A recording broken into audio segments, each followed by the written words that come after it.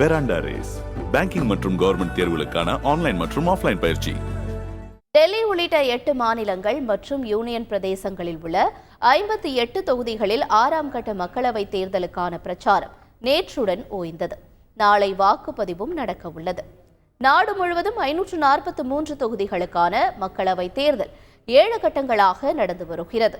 இதுவரை நடந்து முடிந்துள்ள 5 கட்ட தேர்தலில் 25 மாநிலங்கள் மற்றும் யூனியன் பிரதேசங்களில் உள்ள 428 தொகுதிகளில் வாக்குப்பதிவு நிறைவடைந்துள்ளது.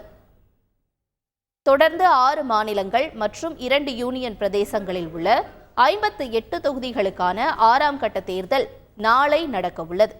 டெல்லியில் உள்ள 7 தொகுதிகளுக்கும் ஒரே கட்டமாக நடக்க இருக்கும் வாக்குப்பதிவு பெரும் எதிர்பார்ப்புகளை ஏற்படுத்தியுள்ளது.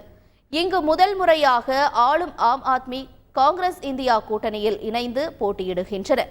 பாஜக தனித்து போட்டியிடுகிறது.